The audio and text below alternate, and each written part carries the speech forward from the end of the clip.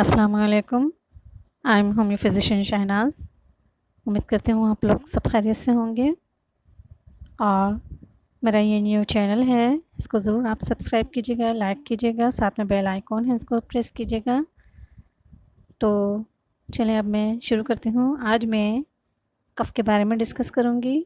कफ़ यानी खांसी। खांसी की वजह दरअसल हवा की नालियों के लाभदार झिल्ली की सोजिश यानी सैलिन हो जाती है।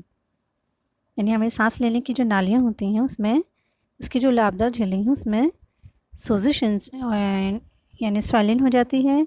लेकिन आम तौर पर ये मामूली खांसी कई एक दिगर वजूहात से भी हो जाती है,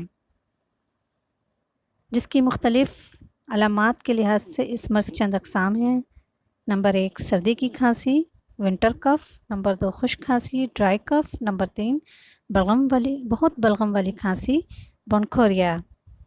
अच्छा, नंबर 1 विंटर कफ़ खांसी की तरफ अगर हम आ जाते हैं तो इस किस्म की खांसी मौसम सरमा में अमूमन बूढ़े अशख़ास को हो जाया करती है और चंद रोज़ रहकर ख़ुद ब खुद ख़त्म भी हो जाती है, लेकिन कभी बदपरहेज़ी की वजह से या मौसम की तब्दीली की वजह से इसकी ज़्यादती हो जाया करती है।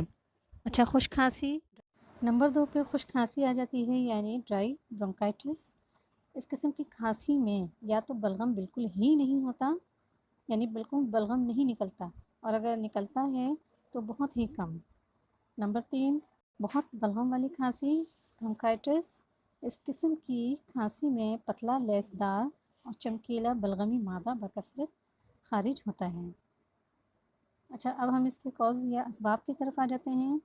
तो इसके गर्द गुबार, धुआं, बाज़ इमराज़ कल्ब और इमराज़ गुर्दा, जोड़ों का दर्द यानी तपेदिक और ट्यूबरकुलोसिस यानी इस मर्ज़ के असबाब हुआ करते हैं। सर्दी के दिनों में ये मर्ज़ कई एक अशख़ास को और ख़ुसूसन बूढ़ों को हो जाया करता है। अच्छा, इसके ट्रीटमेंट की तरफ अब हम होम्योपैथिक मेडिसिन की तरफ आ जाते हैं और इसके अलामात देख लेते हैं। किसी भी किस्म की खांसी के लिए डॉक्टर रिग्बी की R9 बहुत इफ़ेक्टिव मेडिसिन है। ब्रायोनिया आ जाती है इसके बाद, ये खुश खांसी के लिए बेस्ट मेडिसिन है। 30 पोटेंसी में लेकोनाइट आ जाती है, ये भी खुश खांसी के लिए बहुत इफ़ेक्टिव मेडिसिन है। आर्सेनिक एल्बम आ जाती है, आर्सेनिक एल्बम भी खुश खांसी के लिए बहुत इफ़ेक्टिव मेडिसिन हो जाती है। 30 पोटेंसी में बेलाडोना, इसमें रेडनेस आ जाती है, चेहरा मुतरुम हो जाता है खांस खांस के। कैलकरिया कार्ब आ जाती है खांसी के साथ, इसके बाद कैलकरिया कार्ब आ जाती है। कैलकरिया कार्ब भी खुश खांसी के लिए बेस्ट इफ़ेक्टिव।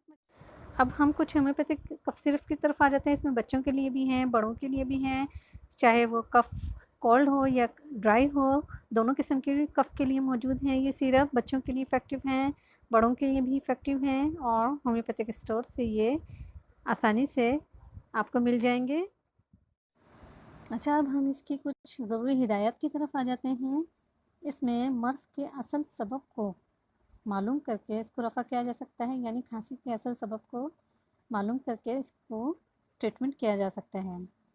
कि अगर मरीज़ को ये खांसी कोई ऐसा काम करता है या कोई ऐसा पेशा उसने इख्तियार किया हुआ है जिसकी वजह से उसके खराशदार इंजात या ज़र्रात उसकी हवा की नालियों में जाकर खराश पैदा करते हैं, तो उसकी वजह से उसको खांसी का शदीद दौरा पड़ता है, तो मरीज़ को चाहिए कि ये काम छोड़कर कोई और काम इख्तियार कर लेना चाहिए, तो मर्ज़ की शिद्दत में थोड़ी कमी आ सकती है।